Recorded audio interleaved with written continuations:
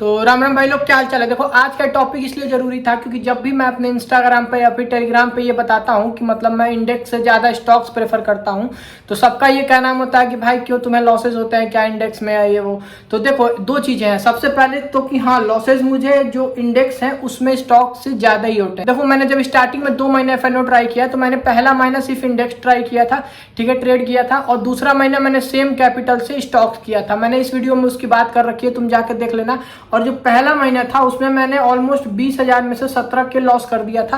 पर जो दूसरे महीने मैंने सिर्फ स्टॉक्स ट्रेड किए थे और इंडेक्स की एक आध एक्सपायरी बस ट्रेड की थी, ठीक है, उस पर मैंने वही सेम 20,000 के कैपिटल से, एक्चुअली में 10,000 कैपिटल से, इसमें से जो 3,000 बचा था उसमें मैंने 7,000 और ऐड करके और 10,000 के कैपिटल से लगभग मैंने 66,000 रुपए बनाए थे, ठीक है।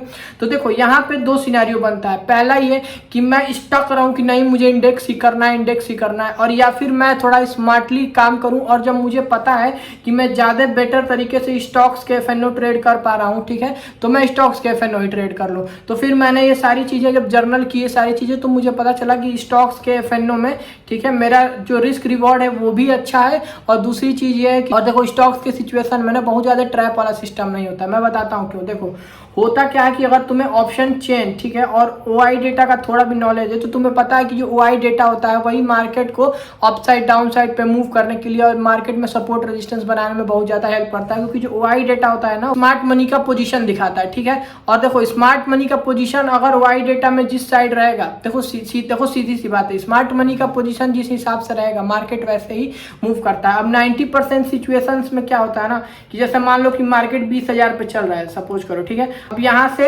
ऊपर क्या होगा ना कि 20,100 पे और नीचे 19,900 पे OI डेटा बहुत ज्यादा बढ़ जाएगा, ठीक है। ध्यान से समझना, एक्सपायरी का टाइम है, 12-1 बज रहे हैं। अब OI डेटा 20,100 पे मान लो कॉल सेलर्स आ गए और 19,900 पे 1 करोड़ पुट सेलर्स आ गए, ठीक है। अब मार्केट क्या करेगा, यहाँ ऐसे ऐसे कंसोलिडेट करके जीरो होके बंद हो जाएगा। अब इस सिचुएशन में अगर तुमने कहीं भी एट द मनी या 1-2 पोजीशन भी आउट ऑफ द मनी किया है तो इस सिचुएशन में तुम्हें अच्छे खासे लॉसेज होंगे और तुम मार्केट से बाहर हो जाओगे, ठीक है। ये सारी चीज़ें बहुत ज़्यादा होती हैं, मैनिपुलेशन होता है। अगर मार्केट यहाँ पे सीधा गैप अप खुल गया, अब देखो अब एक नया CAS का सिस्टम आ गया है, ठीक है। उसमें क्या है कि कल का सिनेरियो बताता हूँ, मार्केट यहाँ गैप अप खुला, पूरा डाउन आ गया लगभग 400 पॉइंट। उसके बाद लास्ट के 15 मिनट में यहाँ से 200 पॉइंट प्लस होके बंद हो गया, फिर अगले दिन गैप अप खुल गया 50 पॉइंट। अब तुम सोचो कि ये डाउन साइड की रैली टेक्निकल के हिसाब से हमें पी ले जाने को कहती है मार्केट में, क्योंकि क्लोजिंग तो है वो डाउन साइड पे हुई है, पर तुम 3-15 के बाद ट्रेड भी नहीं कर पाओगे और ऊपर से जब 150-200 पॉइंट अप साइड पे मार्केट क्लोज होगा तो यहाँ और दिक्कत होगी, समझ रहे हो, ठीक है। अब देखो रिसेंट का अगर सिनेरियो दिखाऊं तो पिछले अगर तुम 10-12 दिन से देखोगे तो मार्केट कर क्या रहा है, कंसोलिडेट गैप, ये देखो gap up consolidate, gap up consolidate, gap up down side पे ब्रेक, फिर अगले दिन फिर ये देखो गैप अप और अब कंसोलिडेट। मतलब तुम इसमें कहाँ ट्रेड करोगे, तुम इसमें क्या पोजीशन बनाओगे। पर वही अगर मैं तुम्हें दिखाऊं जहाँ लेटेस्ट जो मैंने ट्रेड किया था, ठीक है, अगर मैं तुम्हें लेटेस्ट देखो बजाज फिनसर्व दिखाऊं, देखो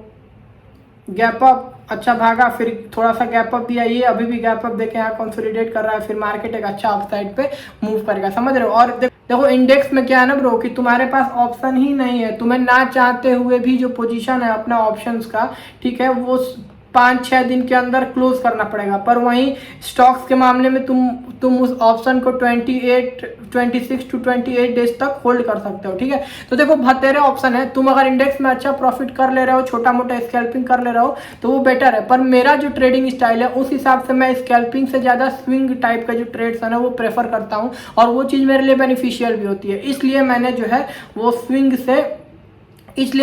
वो स्कैल्पिंग से और स्विंग पे प्रेफर होने का ज़्यादा सोचा। और अगर तुम्हें एक डेडिकेटेड वीडियो चाहिए कि मैं इंट्राडे या स्विंग के लिए स्टॉक्स कैसे चूज करता हूं तो कमेंट में लिख देना, मैं उस पर भी एक अच्छी वीडियो बना दूंगा। क्योंकि मैं टेलीग्राम ग्रुप में तुम्हें दिख जाएगा, मैं जो स्टॉक्स देता हूँ वो एक दिन में 20-30% भी मूव कर देते हैं। तो वो टेलीग्राम ग्रुप में तुम जाकर देख सकते हो, डिस्क्रिप्शन में लिंक है। तुम क्या प्रेफर करते हो ट्रेड करने के लिए ये भी कमेंट सेक्शन में बताना। बाकी अगली वीडियो में मिलते हैं और कीप ट्रेडिंग।